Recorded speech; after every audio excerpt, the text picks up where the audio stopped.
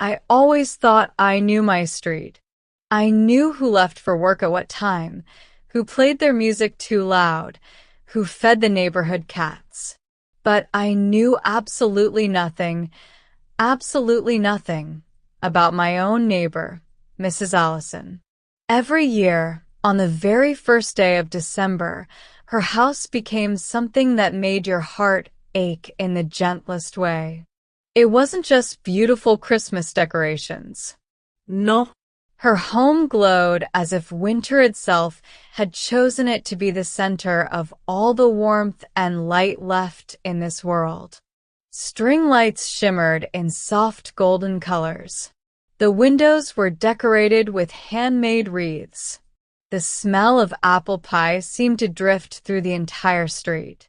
And there was this feeling, warm, peaceful, comforting, like the house itself was quietly saying, "You are not alone. Welcome." One evening, I noticed that part of the lights on her roof had gone out, and there she was, small, fragile, wrapped in her knitted shawl, standing on a ladder, trying to reach the broken strand of lights. I ran over to her. "Mrs. Allison, please let me help you." She slowly climbed down and looked at me with those eyes. You know, the kind of eyes that hold more life than words ever could. "Thank you, dear," she said softly. "My hands just don't work the way they used to." Together, we fixed the lights, and I noticed she was trembling, maybe from the cold, or maybe from something she didn't want to talk about. When we finished, she invited me inside for a cup of hot chocolate. Her house felt like a museum of beautiful memories, wooden angels, old Christmas cards, faded photographs yellowed with time.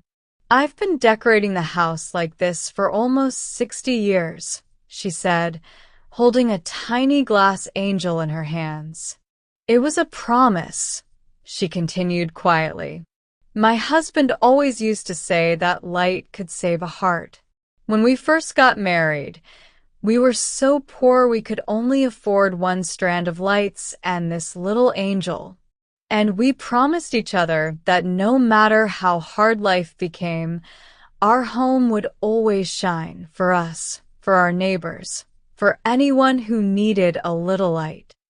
She smiled, but there was pain hidden inside that smile.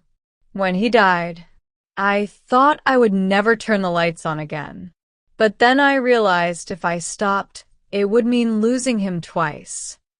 That night, I left her house carrying a strange feeling inside my chest, as if someone had quietly switched on a small lamp inside me. But a week later, I noticed her house was dark. Not a single light. Snow untouched on the porch. And silence, the kind of silence that only exists where life was just recently present. The next morning I found out. Mrs. Allison had passed away in her sleep. Quietly, peacefully, as if she had simply gone back to the place where someone had been waiting for her. That evening, our whole street felt lifeless, as though Christmas itself had disappeared with her. But that night, something happened that I will never forget. First, the house across the street lit up, then the house to the left, then the one to the right, and within half an hour, the entire street was glowing as if the light itself had returned to say goodbye to her. Someone placed that little angel on her porch.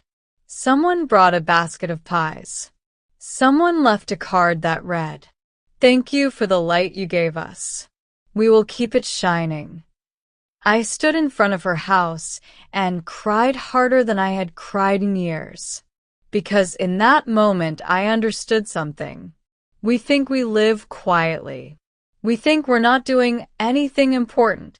But sometimes, one small light can warm an entire street. Since then, every December, I decorate my house too.